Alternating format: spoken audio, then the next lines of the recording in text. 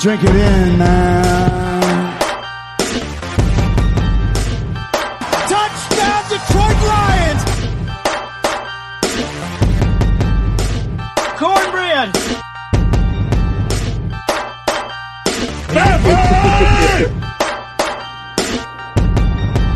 Drink it in, man. Detroit Kool-Aid, what's going on, everybody? It's your boy Oak Reed. Got Grifka here. Grifka, what up? Getting ready for preseason week 2, home the unofficial official home opener against the Giants. Pretty happy it's coming up here. Oh man, we always get so excited about preseason because it's football, but then we're like, it's preseason. So it is exciting to have a game in Ford Field and see the boys out there, maybe get Stafford out on the field. But yep, we're going to talk a little bit about that Giants game today, and then we'll also have some quick hits here at the end. So we'll dive right into it. Grifka, we got the Giants practicing at Allen Park. We talked a little bit about that earlier on another podcast. We're going to be playing game 2. A lot of times you see more starters. You know, I would assume because it's a home game, they might get Stafford for a series or two. Hopefully carry on and other guys can build on what they did, but we agreed that they were had a rough outing out there in Oakland. So kind of tell me what you're looking for, what you think, and what we can expect Friday night, Ford Field. What I'm looking for on Friday night is definitely a little better defensive showing than what they had out at Oakland. Once again, hearing the joint practices against the Giants, the defense is being able to do a lot better stopping the run, being pretty aggressive. But we were kind of hearing that too before Oakland, and that defense was being the aggressor against Oakland. And then Oakland just went out there and seemed to just jam the ball down their throat on the ground. So hopefully the run defense, steps up. Once again, I know these games don't count. You're just looking to get out of there without any major injuries, but we definitely need to see something where the defense seems to be able to stop guys as opposed to stopping them for a 1-2 yard gain as opposed to a 5-6 yard gain. So I'm really looking to hopefully see a better performance out of the defense. Also looking to see hopefully Matt Stafford at least gets one drive, and he's obviously gonna get something out there in the new season, at least in the preseason, being able to take his new snaps with the first team. Last week, once again, it's a long preseason, so you're not playing all your stars all that much. But if we're forced to see Matt Castle or Jake Rudock play at any point during the regular season, if it's not a blowout, this team's going to be hurting. So once again, we got to make sure Matt Stafford's in. Actually, he's going to hit the ground running come week 1. That he's comfortable with his wideouts. He's comfortable with the offensive line. So I'm hoping to see at least a few series out of him on Friday. Did you say Stafford, Grifka? Yeah.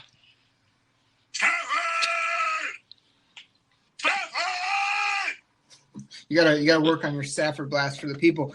And I can't forget that the last episode, you didn't turn back the clock and talk about anybody from the 80s or 90s. The people are missing that. You had times to talk about 90s linebackers. We were talking about Jared Davis.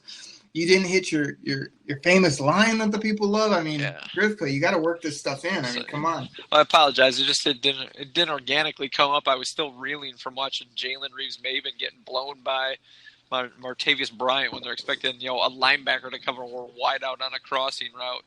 That was still stuck in my head, so I was still reeling from watching that. Watching Marshawn Lynch just blow by our defensive backfield where he could have turned around and taunted him because the safeties were so far behind. See, but those are perfect opportunities when Martavius Bryant runs by our linebacker. You compare him to who am I thinking? Taylor for the 49ers. Oh, John Taylor? To Robert Brooks of the Packers in the heyday. And then you talk about why they're not like Brian Urlacher, or you bring up you're supposed to work Reggie White in every episode. Don't you know this? I mean, the people are waiting on this kind of stuff. Yeah, like I said, sometimes because if you use it all the time, it becomes trite and people expect it. And they don't find it amusing after a while. That's the reason they download these shows, is to hear when Grifka is going to either do that or say, "Do you want me to do my catchphrases?" Yes. Will I? No. No. You're killing them. Oh, man. Anyway, so funny. Yeah, okay. Look into, like I said, Matt Stafford. Get him a few snaps.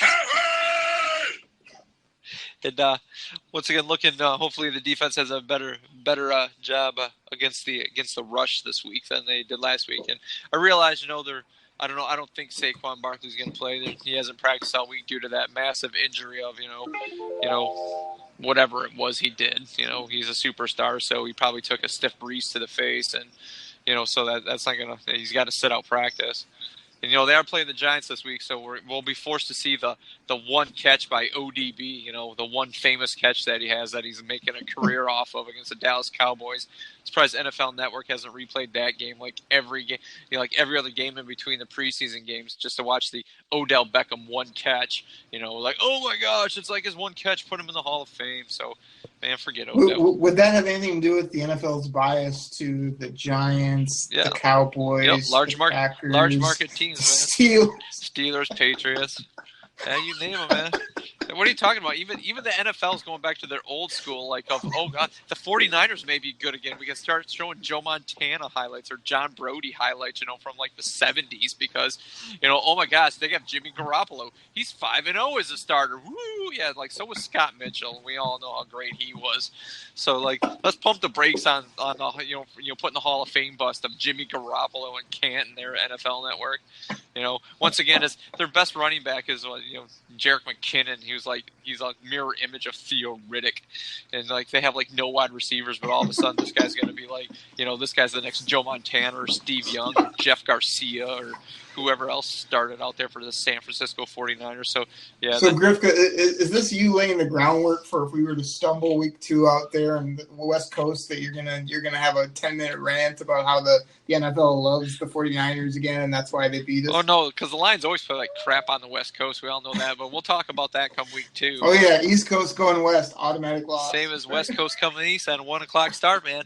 Check out the numbers, man. Numbers never lie. Oh boy, I don't know. They might not, but I think you do sometimes. Yeah, okay. But yeah, so that's what I'm hoping for against the Giants. Once again, we'll get to see Odell Beckham, drop a pass, and then it's because he was injured last year that nobody can shut him down. Even though when the Lions played him last year, they pretty much shut him down like he was like some junior varsity wide receiver. But he has one. What do you mean? He had the game-winning touchdown against us with one hand. He just roasted one of our corners to beat us in that game. What are you kidding me? Guy's incredible. Against the Giants last year? Are we talking about Odell? Yeah, Odell had a crossing route. And he caught the ball with one hand and like ran into the end zone. And that put them over the top. Are you talking last year? The Lions played the Giants last year on Monday Night Football, and the Lions went in. Oh wait, 2 years ago. Sorry. Oh, okay. Oh, okay. Yeah, 2 years ago. Yeah, well, it's hard for Odell to kill us last year when he basically had one leg and. What are you talking about? He was back though. Everybody picked him because Odell was back, and nobody could stop Odell. Just like however many years ago, nobody could keep up with Greg Jennings on the Packers. I mean, it just happens that way. Come on. Well, nobody can keep up with the greatness of Odell. Odell at 50% is better than any Lions defensive backfield, according to ESPN and the NFL Network. So I don't know about I love Slay, but Odell's in a different breed, and you gotta watch out for him all the time. Yeah, so his one catch against Dallas was utterly amazing. So yeah, let's make a highlight film of that one catch. One catch. This guy has like the record for yards, touchdowns, every receiving record for his first 3-4 seasons. What are you talking about? One catch. He makes an incredible play every time he's on the field. Yeah. Okay. I'll let you. You just hate him. You just hate him because you don't like the good players or the big teams, Grifka. I mean, just tell the people that. I don't like guys who are overhyped. You know what was good? Marvin Harrison was good. Marvin Harrison was good, and he never did anything. He was just really good, solid Hall of Famer.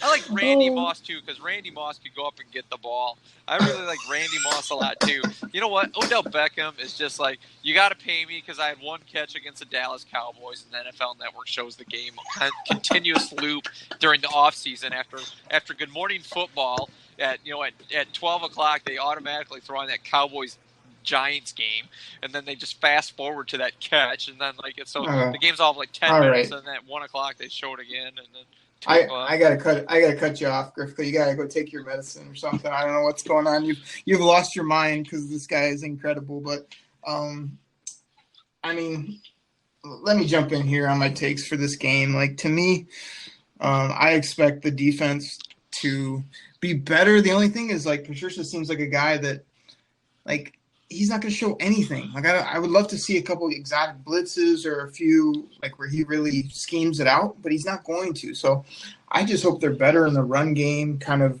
look more solid across the board. Making plays when they're there to be made. A couple turnovers I'd always enjoy. That always shows me, excites me about the defense when we can actually turn the ball over rather than just punts or getting worked on the field all the time. I'm going to be curious how they split the running back carries because, they gave Kerryon a lot of work in that first preseason game.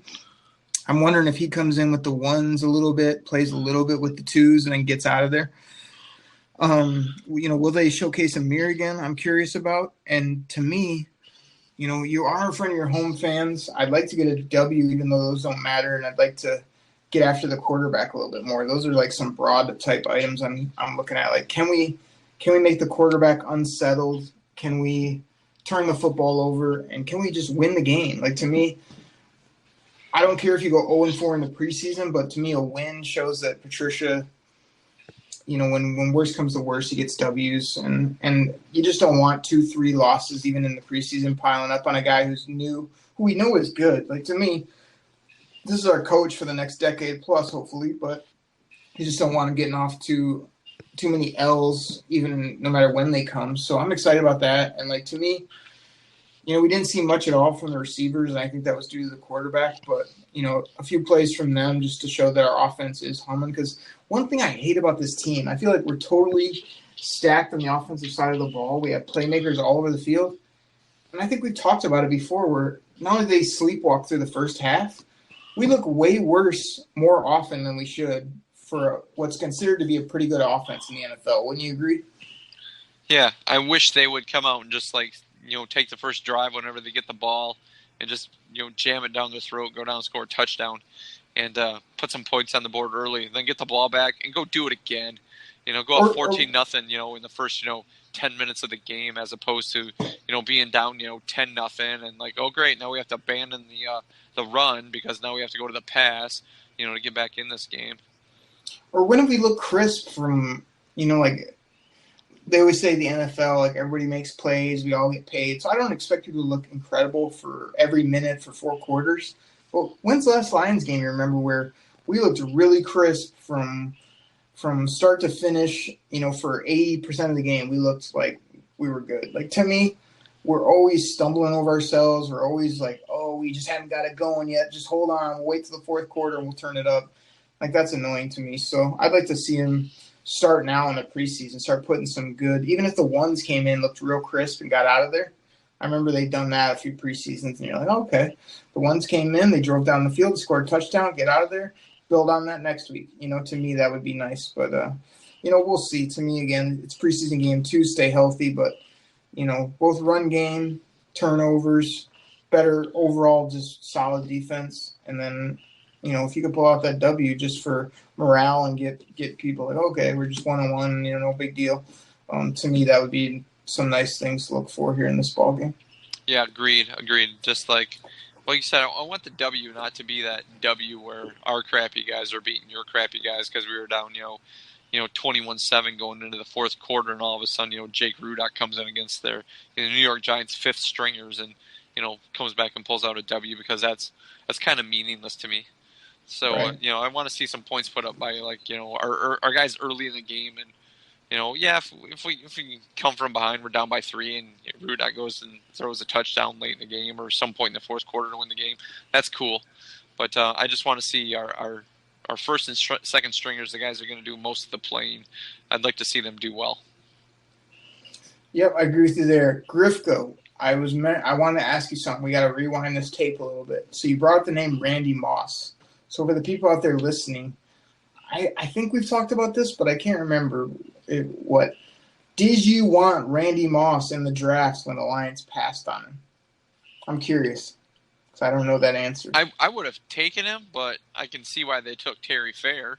I mean, they needed a defensive back at that time, and Randy Moss, was having his issues. I mean, he was originally supposed to go to Notre Dame, and then, with his troubles, he wasn't allowed there. Then he was supposed to go to Florida State. He was at Florida State, and then he had troubles there, so he got, either released from the scholarship or kicked out of school there. And and then you So deal you with don't the remember exactly those sitting on your couch if like you were saying, "Come on, Lions, take Randy Moss." Exactly. You don't I mean, remember. I don't remember saying, "Come on, get this guy." I don't recall that at all. To be perfectly honest with you. Okay. But I was So very the follow-up disappointed. I was very question. disappointed that we didn't take him when I'm sitting in the Silverdome and I just see Randall Cunningham just chucking the ball up in the air and like Terry Fair's trying to cover him and he's not even going up to Randy Moss's waist. So yeah, then I was saying like, oh gosh, now why didn't we take this guy? But I was just about to say I was going to go. So you don't remember saying you wanted him, but I guarantee, no matter what, that you were the first guy when he was scoring all those touchdowns rookie year, killing everybody, just to be like, "See, the Lions should have took Randy Moss." Yeah, I mean, and that's the beauty of the podcast, Griff, because there's no more of that crap. Like you say something now, and it ends up being right or wrong later. We've got it all documented, so I won't have to ask you this anymore. I'll know what you thought about every player, and I'll be able to prove you wrong so many times. It'll be tremendous. Okay, yeah, we'll live with that. Okay, you have it down, so you can bring it back I mean, to me later.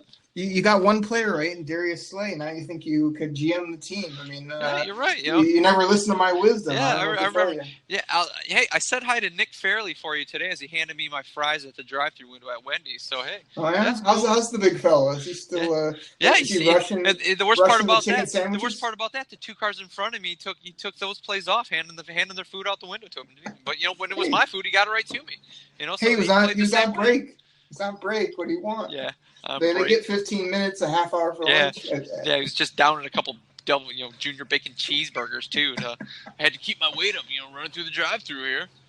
Like, okay. Yeah. Just keep spinning this narrative, Grifka, about all the people that I got wrong, and don't mention any of the ones I got right, and then talk about your one conquest, which is Darius Slay that you called him, and he's ended up being good. Should I bring up Laken Tomlinson for you? Because you really liked him when they drafted him too, and I was another. Oh no! I was a head don't lie to the people now, Grifka. You're like, well, we need a guard. He could be good. He wants to be a doctor. He went to Duke, and it's like, well, that's all. I'm glad he wants to go back to his home country and open up a hospital, but we need some guys who can like push people off the line, and that's not him.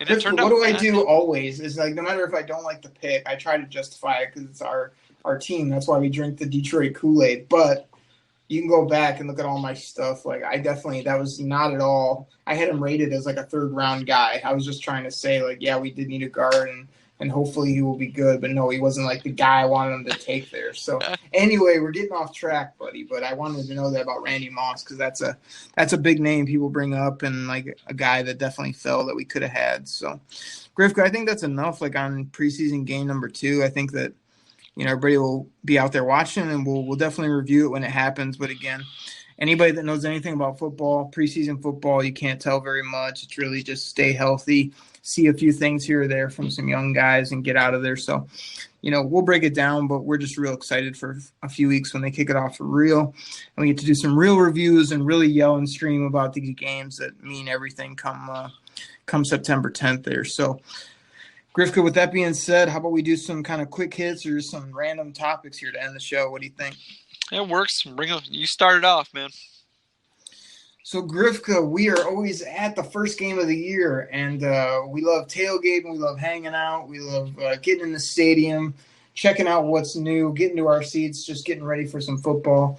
And every year, the Lions come out with their new grub that's going to be at Ford Field. Now, me and you aren't ones to hit up the concession stand all day, but it is fun to see what new foods they got going on. So I watched this little video. I don't have all the particulars. They had a bunch of food that me and you would never eat, but they did have what they call the pigskin dog, which is a huge either hot dog or bratwurst. I don't know what it was. You could barely even tell. It was in this huge bun, took up one of those huge food baskets. And they said it was wrapped in bacon, all types of other fixins. And then all their food this year seems to become with tater tots. I'm a huge tater tots guy. I don't know about you, but those go with anything, and that was tremendous. So I might have to be getting me the pigskin dog at Ford Field. Now, I reserved you a plate of these dessert nachos that they showed, which were some type of either nachos or tortilla something with chocolate sauce on them. That sounds right up your alley. I saw that, but that hot dog, I don't know, man. I think I really got to try one of those. When I read that, my mouth was like salivating. I'm like, I'm one of those guys that says bacon makes everything better, and No doubt. You put tater tots. You're right. I love tater tots as well, man. Just They're underrated. Yeah, Tater like tots are even when money. I was in school, in elementary school, you thought it was tater tot day. It's just like, lunch lady, throw me 2 handfuls, will you please? Because I'll eat that instead of like that cardboard pizza or like the Salisbury steak you're throwing on my tray. Just give me a plate full of tater tots. I totally agree with you. And like people think like you're at a certain age you can't have tater tots anymore. No way. It's a totally underrated potato. But here's the thing I want to ask you. This is like one of my universal life questions I ask people. Why in the heck, when we were in like early junior high and middle school, please tell me that you wondered every day why I think it was usually on like Fridays and stuff, you would get pizza, which you were fired up about, but they decide to add a side of corn with the pizza. Who eats like shredded corn or like corn niblets with their pizza? No one. But it was like a constant on the lunch menu. Was it for you as well, or am I crazy? No, they had to do that to try to keep it healthy. I understand you want your healthy, balanced lunch, but once again, it's just like, you give me that. We had the Supreme pizza that had those little chunks of pepperoni on, so get that, give me some tater tots. I'll throw all that on one thing, eat it at once. I know that sounds like a heart attack waiting to happen, but it's good for any 5th grade boy. Having a heart attack out on the playground playing football, and you just got done eating pepperoni pizza stuffed loaded with tater tots. Oh yeah, I'm just saying those go together so much better. I was always so confused. I'd look at my plate and be like, "What? My mom's never served me corn or broccoli with my pizza. Like it makes no sense." But it was always on the menu. The Salisbury steak, as you mentioned, was always a disgusting one. But man, when the tater tots were there or something else good, it was tremendous. So, yeah, we may have to hit this up at the Ford Field. The only thing with that I want to hit on is so good old Rod Wood speaks. And, like, I've given him a lot of credit since he's been the president for doing, like, a lot of what the fans want. But it does definitely annoy me when these guys get on and are, like, holier than thou about, we listened to the people. We did all the X, Y, and Z for the concessions. And you're still looking at it going, okay, they're talking about these $5 beers or these $10 combo packs. Like the combo packs, like this tiny hot dog, a little 25-cent bag of chips, and a soda that's like a 10-ounce soda for like, we'll give it to you for $12.50. It's like, that's not a good deal still. I mean, I know it's stadium prices, but he just annoyed me by how he was like acting like he did everything and still was like, these are still annoying prices, like a $8-10 pretzel. I mean, come on. Yeah, I agree with you. I know always before we go to the game, I always have to end up remortgaging my house, and that way I can use the equity to finance my trip down to Ford Field concession stand. So yeah. It's like, sir, what do you want to use this money for? I'm going to Ford Field, and I'm going to have to buy popcorn and a pop. So that's what I have to use it for. The biggest thing, too, this is a note to all the people out there, probably that aren't listening to this podcast, but if you know somebody like this, tap them on the shoulder and tell them, because the most annoying thing at a Lions game are the idiots that, like, they're so worried about getting food or walking around the stadium. It'll be like 3rd and 1 on the 3-yard line, game on the line, 4th quarter. The jabron right in front of us stands up and needs to go get an extra nachos for his kid or something. It's like they have no presence of the game going on. So not only are the prices terrible, but they hook all these people in, and that's all they care about is their food. I mean, even the people that sit by us, they probably go through $200 worth of food. It's unbelievable. Yeah, and they always, like you said, they do it at the most inopportune time. It's just like, well, then everybody, because we're like stuck in the middle where our seats are, we're like in the middle of the row. So then everybody like has to stand up as you like, as they're missing like a key play so you can make it back to your seat. So it's like, hey, why don't you just wait for the play to be finished? But, stand there in the aisle for like, 10 seconds. But like, oh no, I need to get back to my seat and like, interrupt everybody else's time. And there's so much dead time in an NFL game. Like there's some sports it's hard to get up and go do anything, but football, there's so many dead games with these people that are just clueless, just stand up at the worst time. They just shove their faces full of $10, $20 items. Like, I don't get it. But, like you say, we're always looking for the item we can get in the beginning of the game that will last us all the way through so we don't have to get up. But, yeah, the pigskin dog might have to go down. And the big old pretzels did look good, too. I don't know what they run. But so that'd be something we might have to check out when we get to the stadium. Grifka, item number 2. This will be one of your favorites. I was on the Lions website today, and I was looking for, like, the Patricia press conference or the Marvin Jones interview. as I'm scrolling through their videos, they have about 38 videos, one for each cheerleader on the team. So if you don't want to tell your wife and you want to go like waste some time, you can go watch Kimmy and Becky and Shelby and Christy and I don't even know, whatever else ends with E, and check them out because I know they're your favorite thing ever, right? Oh yeah, I was like so stoked when the Lions finally got cheerleaders, because that's why I went to the game, is because I was missing out on cheerleaders. I'm like, oh, I'm such a huge Lions fan, but the game experience would be so much better if they had cheerleaders. I mean, give me a break. I mean, yeah, don't get me wrong. I know some people hooted and hollered for them. It's like, oh, go, we got cheerleaders now. Cool. Well, the Lions are terrible. At least give us cheerleaders to watch. It's just like, yeah, okay, whatever. I just remember, was it last year when we went, we got stuck next to a lady who actually knew one of their cheerleaders, and all she did was, like, sit there and scream about, like, they're so-and-so, they're so, oh, gosh, we have to talk to. Congratulations, just, I'm trying to watch the game. You sit there and watch, like, Becky with the good hair. I don't care, I think it was one of their mothers, Grifka, that was there supporting her daughter. It was like her aunt or like her school chum, or I don't know, somebody was stalking her online. I don't know, but it was just it was like annoying. I'm like, hey man, I'm trying to watch Stafford, beat up on the Cardinals or whatever, and we're like sitting there watching, having to listen to her like cackle with her other friends. It was just like, yeah, okay, I'm glad we're the cheerleaders, Well, you can check those out, Grifka. And before we move on to another topic, I'm just doing this on the fly. I pulled it up, and I have the 4 Lions cheerleader captains right in front of me. So I'm going to give you no time to think about it, but I'd like to see if you can guess one or any of their names. Ready, set, go. I don't know, Kimmy, Charlie. I mean, no. Cheyenne. Keep going. No.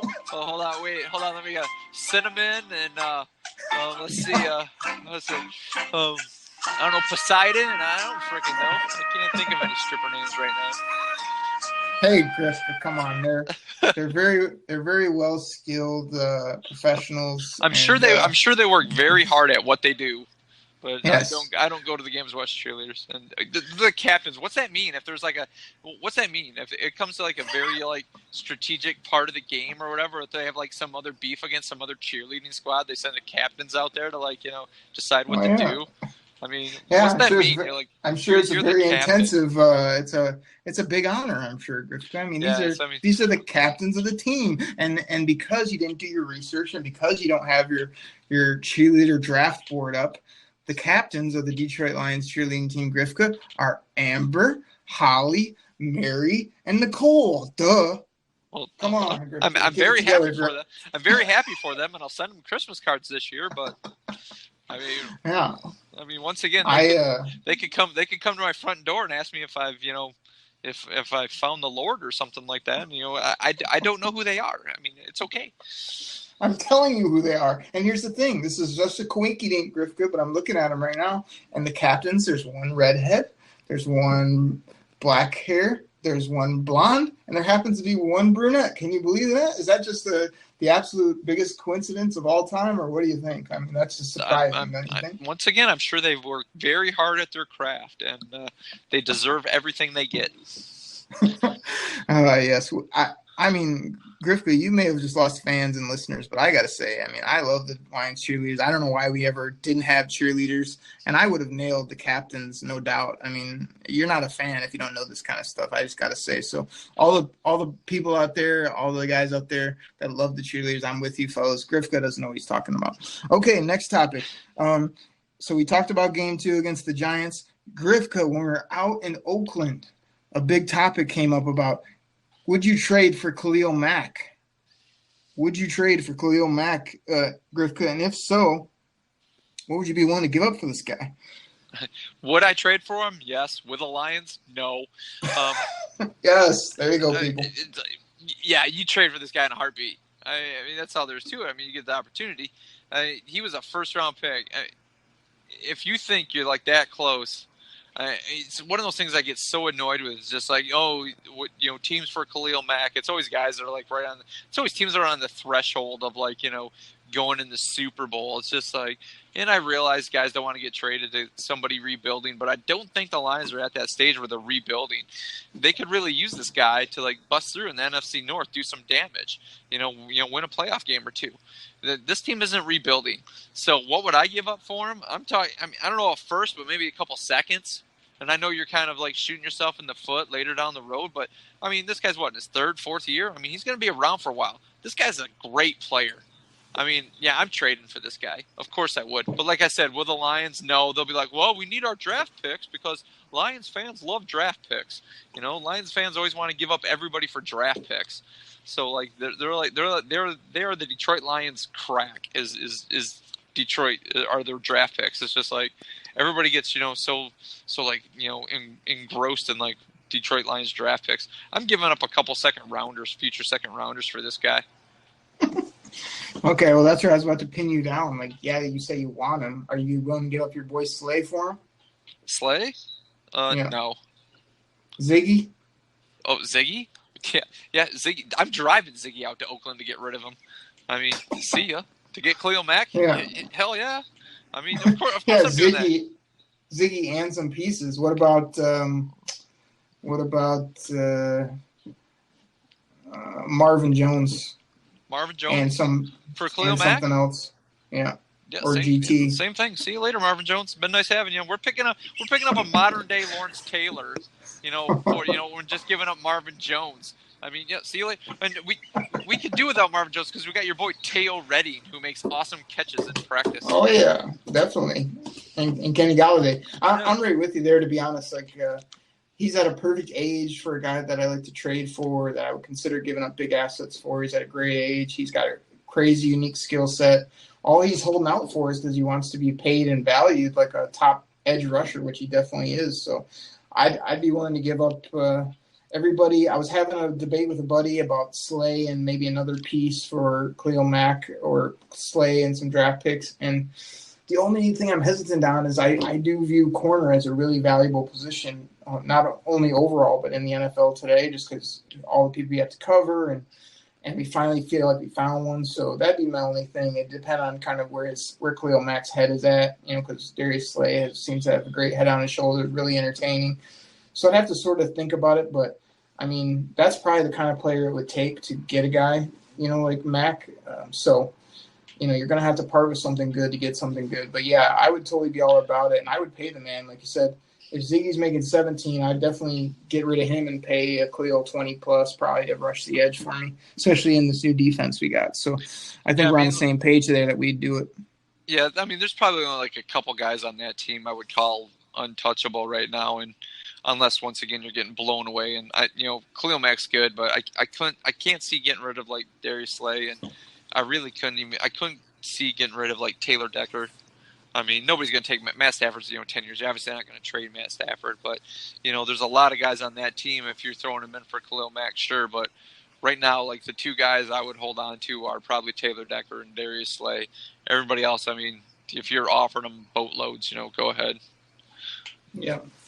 Yeah, sounds good. Well, something like you said, it's a neat, unique talking point. I don't see it happening. I sure hope they get something done with Khalil Mack though, because I love that guy as a player, and if he's not playing on our team, I still like to see him out there. So hopefully something like that will get wrapped up.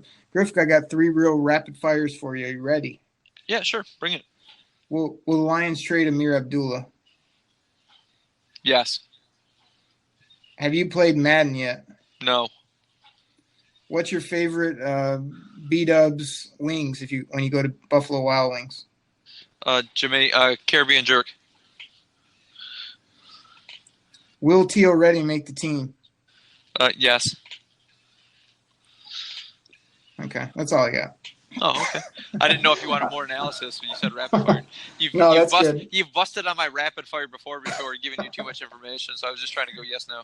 Oh, yeah. Is that when I did the rapid fire and 30 minutes later you let me talk again? Yeah, it's because you want to rapid fire the greatness of Des Bryant.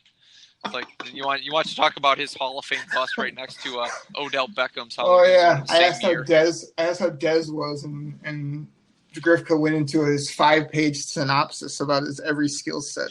Can't help it, man. The guy gets a lot of prep because he gets to run on the field without his helmet when the defense is on there and just start yelling at a referee. Have you been watching Hard Knocks, Griffin? Yeah, and the funny part is I don't find it as interesting as I have in past years. I don't know what it is, but maybe it's only because it's a couple episodes in, and I'm not a huge Baker Mayfield fan. I think he's going to be a terrible quarterback in the pros, but I mean the funny thing was the one that they just showed. You're nuts. Oh, I'm tore sorry. Up his first game. He's incredible. This guy's going to be. Yeah, he's awesome, man. I love the episode they just showed where was it Coleman getting traded because he walks into the coach's office if you don't want me to play, trade me. Next episode, hey, he's been traded. See ya. And you want to talk about a guy? I mean, you always I know we've talked about this before, saying, oh, we drafted him high, we should at least try to get something high. I mean, Coleman was a first, second round draft pick by the Browns, and they traded him for I think it was just an Under Armour sweatshirt and a pair of cleats. That's all they got for him, and they were more than happy to drive him to Cleveland's International Airport to get rid of him off to Buffalo. Oh yeah, man, they sent him out as quick as could be. Yeah, I've been loving it, to be honest. But like you say, Grifka, I'll have some more rapid fires for you here. I just had a couple there I wanted to throw at you. So I think we've sort of previewed the upcoming game. We talked about some random stuff for the people. We've had a little fun. I think it's time to shut it down here.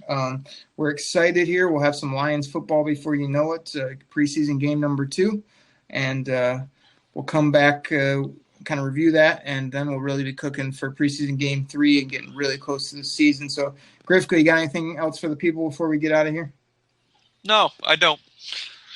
All right, cool, man. Well, totally thank you for hanging out again and for all those Detroit Kool-Aid drinkers out there that have been listening to us. So we love talking football and just having some fun on this podcast. So everybody, give us a subscribe on iTunes. You can send us an email at detkoolaid@gmail.com or look us up on Twitter as well, Detroit_Kool-Aid on Twitter. So we're definitely hanging out. Football is getting closer and closer. Grifka, the Kool-Aid is getting poured out every single day, and it'll be here before you know it. Everybody, keep your eye out for our next episode. Thanks again for listening. Talk to you later. Peace. Pack the bag, start the plane. This game is over. It is over. What a comeback by the Lions. Drink it in, man.